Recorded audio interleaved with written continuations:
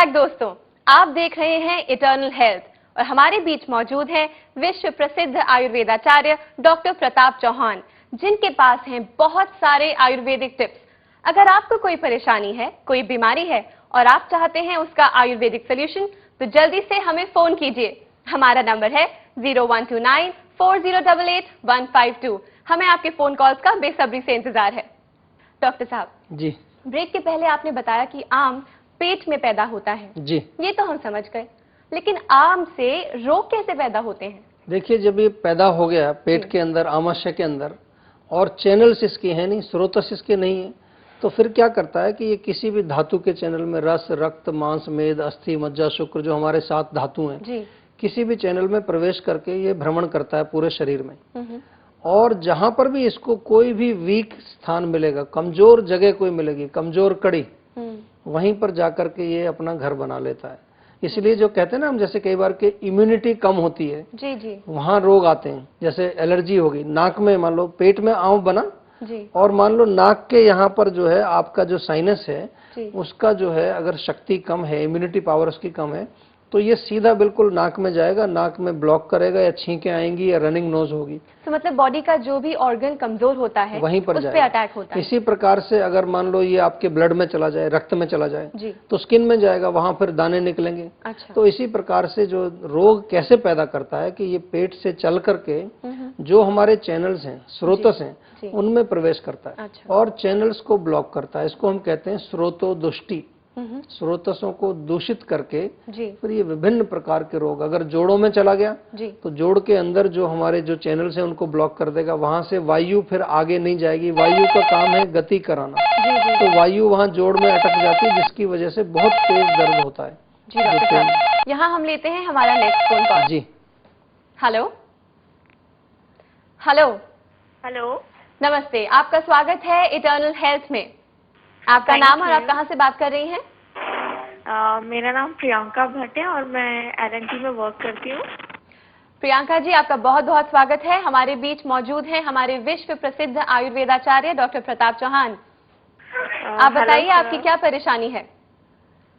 Hello sir. हाँ जी, नमस्ते। नमस्ते। एक्चुअली मुझे स्किन का प्रॉब्लम है जी। जैसे ही मैं सन में आती हूँ, धूप में निकलती हूँ बाहर, तो स्किन पे रैशेस हो जाते हैं कुछ। और आई थिंक वो स्वेट की वजह से इन्फेक्शन वगैरह, पता नहीं, रेड रेड रैशेस हो जाते हैं और रीचिंग भी होता है। तो क्या हो सकता है इसका? देखिए, इसमें सिंपल सी चीज, आपने अगर इसको थोड़ा समझने का प्रयास किया होता तो आपकी भी समझ में आ जाती। मेरे को तो एकदम समझ आ गई कि आपने कहा कि रैशेज होते हैं। हाँ। और जब आप धूप में जाते हैं तब रैशेज होते हैं। हाँ जी। तो इससे एक ये संकेत मिलता है कि गर्मी से होता है। हाँ जी। और वो रैशेज भी गर्मी के कारण ही होते हैं, क्योंकि इसका मतलब आपकी बॉडी में ज्यादा हीट है।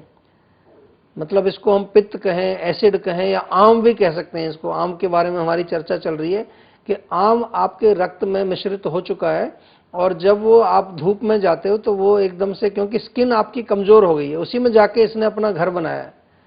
तो इसके लिए आपको सबसे पहले, क्योंकि यहाँ पित्त का संकेत आ रहा है, पित्त को कम करने वाली चीजें आपको तुरंत खानी चाहिए। उसमें मुख्य रूप से बहुत बारी बताते रहते हैं, ज्यादातर वो चीजें हैं जो गर्मी करती हैं शरीर में।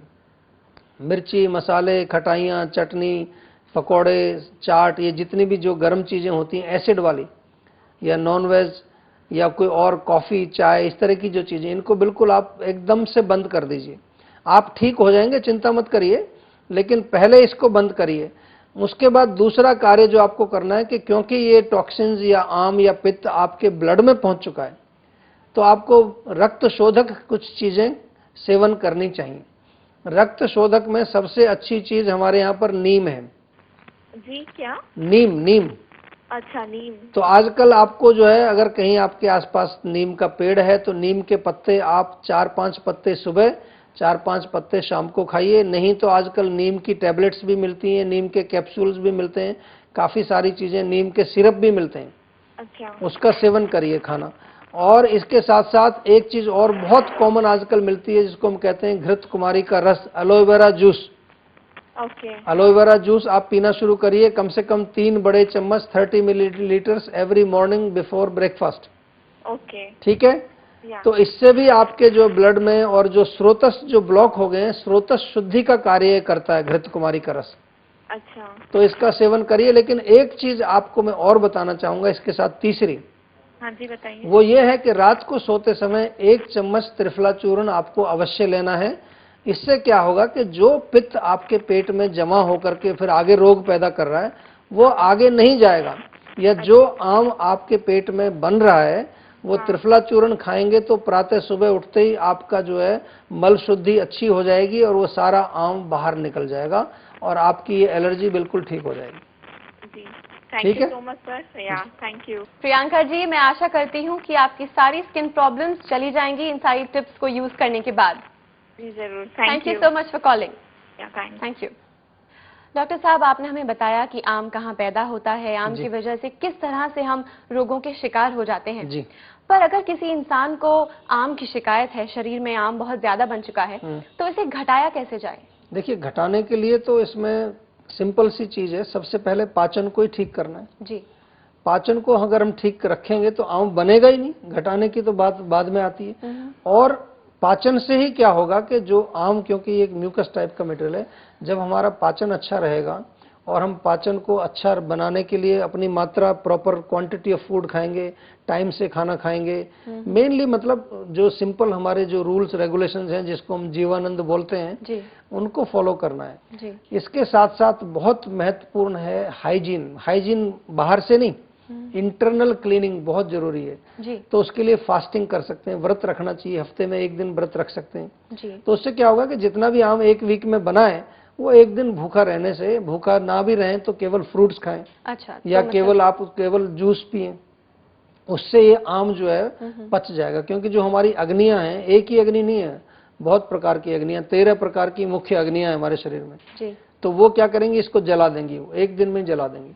लेकिन वो वीकली करेंगे तो अच्छा रहेगा, या कम से कम 15 दिन में एक बार करना चाहिए। तो क्या हमें जीवन भर अपनी इंटरनल क्लीनिंग करनी चाहिए? बिल्कुल करनी चाहिए। गाड़ी की सर्विस नहीं कराते हैं क्या रेगुलर? जी, जी। कभी हम ऐसा सोचते हैं कि गाड़ी की सर्विस नहीं कराते, चलो इसको 4-5 साल ऐसे ही चलाएं। तो क्यों कराते हैं? क्योंकि इंजन को अंदर से साफ करना है ताकि वो लंबे समय तक चले।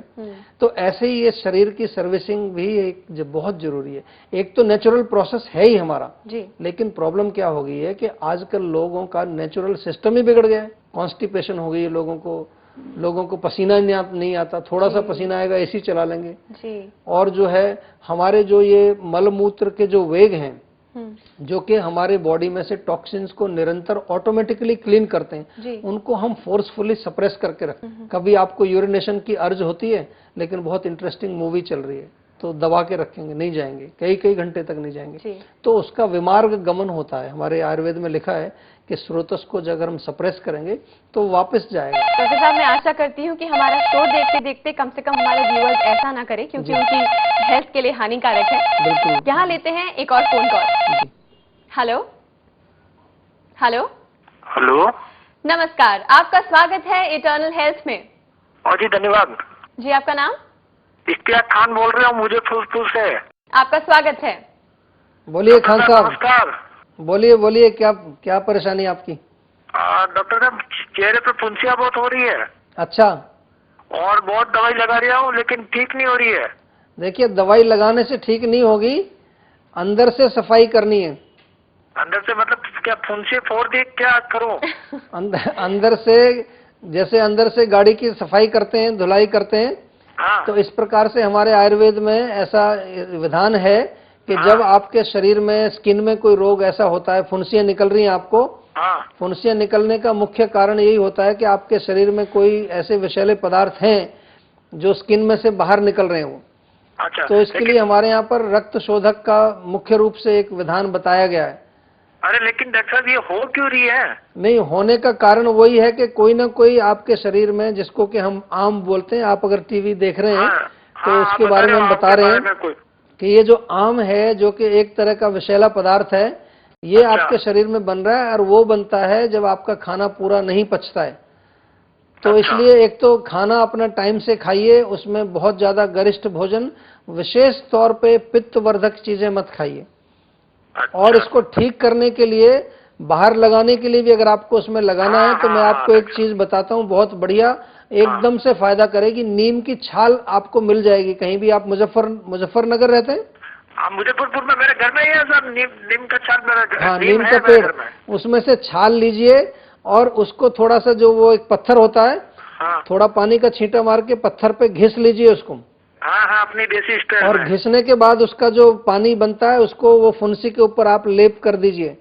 अच्छा। तो आपको 2-3 दिन में ही, क्योंकि वहीं से जो हमारी त्वचा नीम को अंदर सोख लेगी और उसकी जड़ में जो टॉक्सिन्स है उनको तुरंत बाहर निकाल देगी, फुंसी आपकी ठीक हो जाएगी एकदम से। ठीक है जी। खान साहब, बहुत बहुत शुक्रिया फोन करने के लिए, और मैं आशा करती हूँ कि नीम की छाल आपकी बहुत मदद करेगी। ओ जी, बहुत बढ़िया, धन्यवाद। सलाम वालेकुम जी। वालेकुम अस्सलाम। Thank you. सलाम वालेकुम। डॉक्टर साहब, इस इंटरेस्टिंग चर्चा को आगे बढ़ाएंगे, पर अब समय है एक छोटे से ब्रेक का। जी दोस्तों, मैं जानती हूँ फिर से वो समय आ गया है जहां हमें एक ब्रेक लेना पड़ता है, पर ब्रेक के बाद इस सिलसिले को हम जारी रखेंगे। हमारा नंबर है 012940885152। आपके फोन कॉल्स का हमें इंतजार है, तो चलिए फोन कीजिए। मिलती हूँ एक ब्रेक के बाद।